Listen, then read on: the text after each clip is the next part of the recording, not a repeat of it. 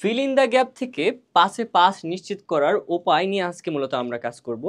মূলত যারা হচ্ছে এইচএসসি পরীক্ষার্থী আসো তাদের জন্য আজকের ক্লাসটি। তো আমরা আজকে দেখব যে ফিল ইন দ্য গ্যাপ থেকে কিভাবে আমরা পাসে পাস পেতে পারি। যদি মূলত হচ্ছে যারা অর্থ জানো তাদের কাছে তো এটা খুব সহজ একটা বিষয়, আর যারা অর্থ জানো না তারাও কিভাবে এটাকে কভার করতে পারো। অর্থাৎ যারা অর্থ পুরোপুরি বোঝো না কিন্তু হচ্ছে এইচএসসি পরীক্ষায় ভালো করতে চাচ্ছ বা পাস করতে চাচ্ছ, এমন ক্যাটাগরি যারা আছো তাদের জন্য মূলত আজকে এই ক্লাসটি উৎসর্গকৃত।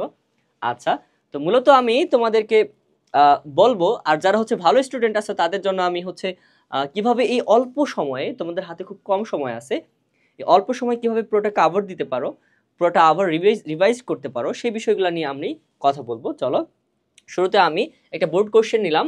একটা বোর্ড কোশ্চেন নিয়ে আমি এই বোর্ড কোশ্চেনটাই তোমাদেরকে একটু সলভ করতে দেই। চলো, কিভাবে সলভ করব দেখো। আমরা প্রথমে হচ্ছে কি করি, প্রথমে আমরা হচ্ছে অর্থ বাছাই করি, তাই তো।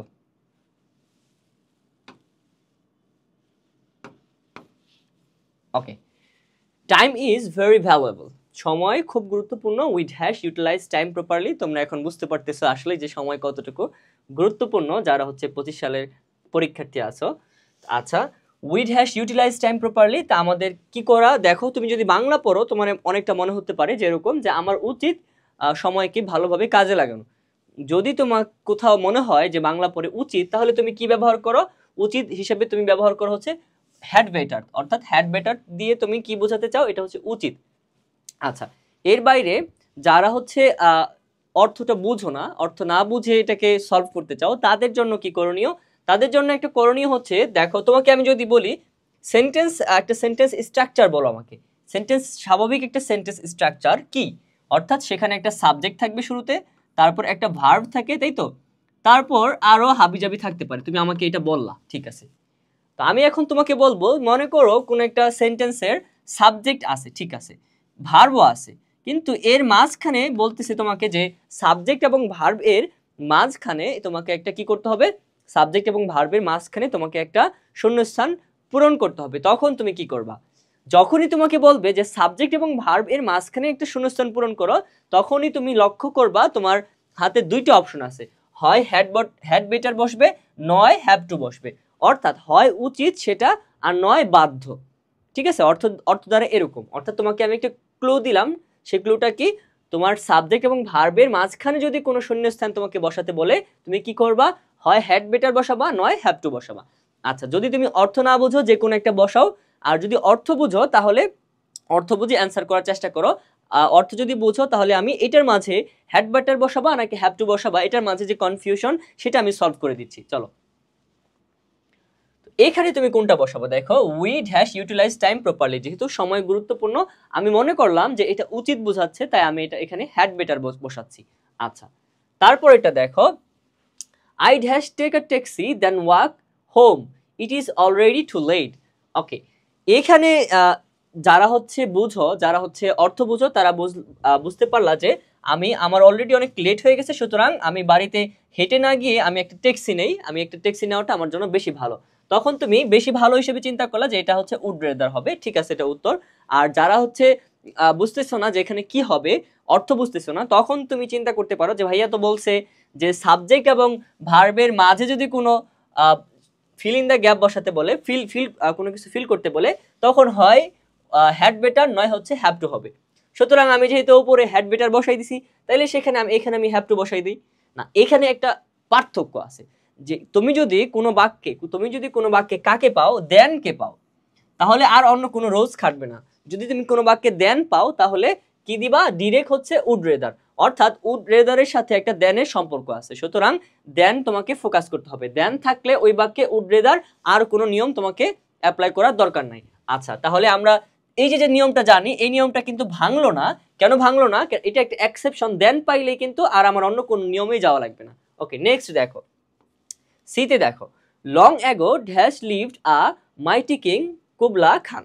আচ্ছা, এই যে একটা বাক্য, তো বলা হইলো যে অনেকদিন আগে সেখানে একজন রাজা বসবাস করতেন। আচ্ছা, যারা অর্থ জানো তারা ডিরেক্ট দিয়ে দিচ্ছ যে দেয়ার, যে সেখানে, অর্থাৎ কোনটা, এইটা, যে there lived a mighty king Kubla Khan. আচ্ছা, তো এখানে আমি তোমাদেরকে যে বিষয়টা বলবো, যারা অর্থ বুঝতেছো না তারা কি করবা, তাদের জন্য একটা ট্রিক্স এমন হইতে পারে যে হচ্ছে বাক্যের শুরুটা কি হয় দেখো তো, বাক্যের শুরুতে হয় সাবজেক্ট। তুমি আমাকে কি বলবা যে একটা বাক্যের শুরু হয় সাবজেক্ট, তারপর ভার্ব, তারপর হচ্ছে এক্সটেনশন। একটু আগে যেটা আমাকে বলছো, দেখো একটা রুলসই কিন্তু আমরা কাজে লাগাচ্ছি। এই রুলস থেকে একটা সেন্স তৈরি করো যে একটা বাক্যের শুরুতে সাবজেক্ট বসার কথা কথা আর আমরা সাবজেক্ট বসাবো এমন সাবজেক্ট আমাদের হাতে আছে দুইটা। আমাদের এই বক্সে কয়টা সাবজেক্ট থাকবে? দুইটা, একটা হচ্ছে ইট আর একটা হচ্ছে দেয়ার। আচ্ছা, ইট অথবা দেয়ার। তুমি চিন্তা করো, দেখো তুমি এখানে এখানে আরেকটা বিষয় লক্ষ্য করো যে লং এগো এটা কিন্তু সাবজেক্ট না। তুমি চিন্তা যদি করো যে লং এগো একটা সময়ের কথা বলছে, আর সময় এখানে একটা কমা হবে, লং এগো যেহেতু বলছে এটা সাবজেক্ট না, এটা একটা অ্যাডভার্ব। বাক্যের শুরুতে অ্যাডভার্ব বসতে পারে, তবে অ্যাডভার্বটা কিন্তু সাবজেক্ট না, এটা কিন্তু তোমার মাথায় রাখতে হবে। আচ্ছা, যেহেতু আমি বুঝলাম যে বাক্যের এই যে আমাকে শূন্যস্থান যেটা পূরণ করতে বলছে এটা হচ্ছে বাক্যের শুরুতে, এই শূন্যস্থানটা বাক্যের শুরুতে আছে, সুতরাং এটা যখন তুমি বুঝতে পারবা তখন তোমার হাতে দুইটা অপশন, যেহেতু হয় ইট বসাবা নয় দেয়ার বসাবা। এখন এখানে কোনটা বসাবা, ইট লিভড নাকি দেয়ার লিভড? অর্থাৎ কোন যদি তোমাকে বলা হয় যে কোন একটা স্থান বুঝায়, কোন একটা স্থান, তাহলে তুমি দেয়ার দিবা, আর স্থান না বুঝালে তাহলে তুমি ইট দিবা ইজিলি। যেহেতু এখানে ইট স্থান বুঝাচ্ছে, তাহলে তুমি দিবা কি, there lived a mighty king Kubla Khan. Okay, next D নম্বরে দেখো, dash watching a horror film at midnight. এখন এখানে আরেকটা বিষয় দেখো, তুমি আমাকে বলবো যে ভাইয়া আপনি তো বললেন একটু আগে একটা সেন্টেন্সের শুরুতে যদি শূন্যস্থান থাকে তাহলে হয় ইট নয় দেয়ার বসবে, তাহলে আমি উপরে দেয়ার বসাইছি, এখানে ইট বসাই দেই না। এখানে একটা বিষয় কি দেখো, ওই সেন্টেন্সটা যদি প্রশ্নবোধক হয়, যদি ওই সেন্টেন্সটা প্রশ্নবোধক অর্থাৎ মার্কার থাকে, প্রশ্নবোধক মার্কার থাকে, তাহলে তুমি প্রশ্নবোধক মার্কারের ক্ষেত্রে আবার দুইটা জিনিস বসাইতে পারো, what does dot dot look like অথবা হোয়াটস ইট লাইক। ওকে, এখন তুমি কোনটা বসাবা সেটা হচ্ছে দেখো, যদি হচ্ছে একটা থাকে অপশন, একটা অপশন থাকলে দেখো, একটা অপশন থাকলে মাঝে কোনো গ্যাপ না থাকলে তুমি হচ্ছে হোয়াটস ইট লাইক দিবা, what's it like watching, what's like watching a horror film at midnight, এরকম আর কি, অর্থাৎ এটা ব্যবহার করবা। আচ্ছা, তুমি পরেরটা যদি দেখো তাহলেই বুঝতে পারবা। আচ্ছা, এই নম্বরটা এবার দেখি যে it is winter you'd hash buy a coat. তো আমি যে তোমাকে একটা টেকনিক শেখালাম, তুমি যারা হচ্ছে অর্থ পারো তারা তো বলেই দিবা যে যেহেতু এটা শীতকাল, তাহলে তোমাকে অবশ্যই একটা কি কিনতে হবে, কোট কিনতে হবে। তাহলে তুমি যেহেতু একটু আগে উচিত লেখছো, তাহলে এখানে বাধ্য, অর্থাৎ you have to buy a coat, এটা তুমি অ্যান্সার করে ফেলতে পারবা। আচ্ছা, এখানে যারা অর্থ বুঝতেছো না বা অ্যান্সার করতে চাচ্ছ তারা কি করবা, তারা তোমাদেরকে না একটা রুলস বললাম যে সাবজেক্ট এবং ভার্বের মাঝখানে যদি শূন্যস্থান ফিল আপ করতে বলে, তখন তুমি কি করবা, হয় হেড বেটার নয় হ্যাভ টু। দেখো এটা ইউ একটা সাবজেক্ট আর পরেরটা হচ্ছে একটা ভার্ব, সাবজেক্ট আর ভার্বের মাঝখানে কোনো শূন্যস্থান পূরণ করতে বলে তুমি ওই দুইটা থেকে একটা নিয়ে বসাই দাও, তাহলে তো হয়ে যাচ্ছে। আচ্ছা, তারপর দেখো এফ নম্বরটা দেখো যে dash the balcony dash it looks very beautiful but it is really small. আচ্ছা, তো এমন ক্ষেত্রে তুমি যদি দেখো প্রশ্ন আছে, তাহলে প্রশ্নবোধক যদি চিহ্ন থাকে তাহলে হয় হোয়াট ডাজ লুক লাইক না হোয়াটস ইট লাইক। এখন হোয়াট ডাজ লুক লাইক নাকি হোয়াটস ইট লাইক কোনটা বসাবো? এখন দেখার বিষয় যে এই যে মাঝখানে যেটা আছে এটা কি দৃশ্যমান কিনা, ব্যালকনি দৃশ্যমান অবশ্যই, তাই না? দৃশ্যমান হইলে লুকটা নিয়ে আসো তুমি, what does the balcony look like, বাস হয়ে গেল।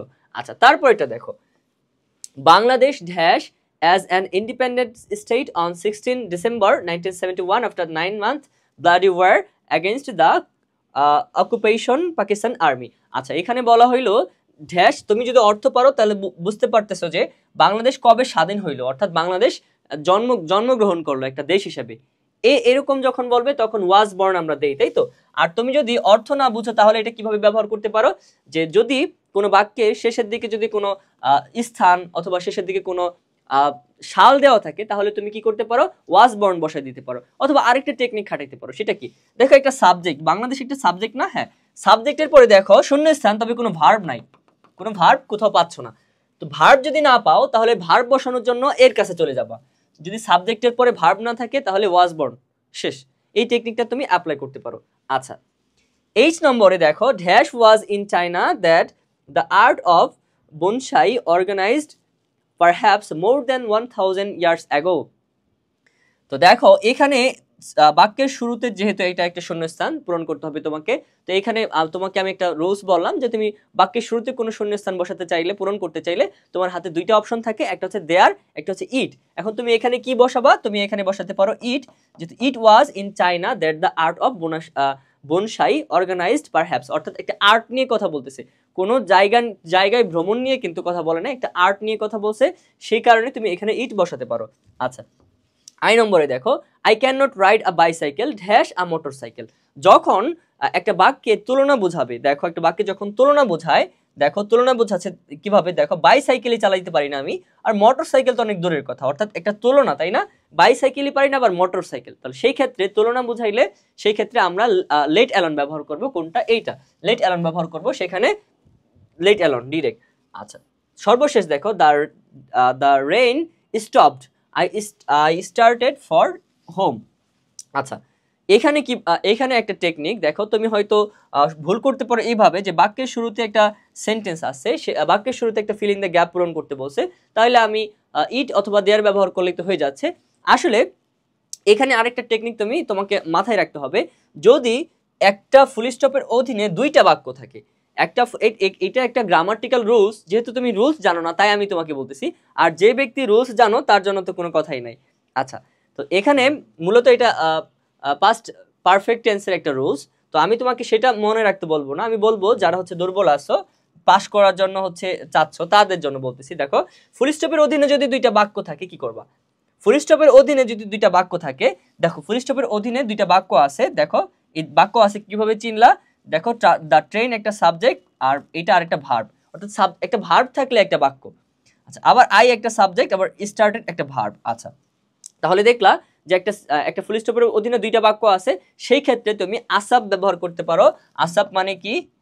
আসাব মানে হচ্ছে অ্যাজ সুন অ্যাজ পসিবল, পসিবলটা ব্যবহার করবা না, অ্যাজ সুন অ্যাজ, এটা হচ্ছে সূত্র, অ্যাজ সুন অ্যাজ তুমি ব্যবহার করবা এখানে, as soon as the rain stopped I started for home. অনেক সময় যদি পসিবল পাও, পসিবলের আগে যদি শূন্যস্থান থাকে, তখন কিন্তু এটা ব্যবহার করতে পারো, অ্যাজ সুন অ্যাজ পসিবল। ওকে, তো আজকে দুর্বল স্টুডেন্টদের নিয়ে আমি কথা বললাম, আর যারা সবল স্টুডেন্ট আছো, যারা চাচ্ছ যে হচ্ছে এই সময়টার মধ্যে রিভিশনটা কমপ্লিট করতে একেবারে ভালোভাবে ইফেক্টিভলি, তারা হচ্ছে একটা কোর্স আমাদের হালকেনস্টাইন থেকে যে কোর্সটা লঞ্চ করা হয়েছে, এই কোর্সটা তোমরা দেখতে পারো। এই কোর্সে ঢাকা ইউনিভার্সিটির ভালো ভালো স্টুডেন্ট মিলে মূলত এই কোর্সটা করেছে, ডেভেলপ করেছে, তা তোমরা এই কোর্সটা দেখতে পারো। অল্প সময়ে ভালো প্রস্তুতির জন্য ভালো একটা কোর্স হবে ইনশাল্লাহ। আসসালামু আলাইকুম।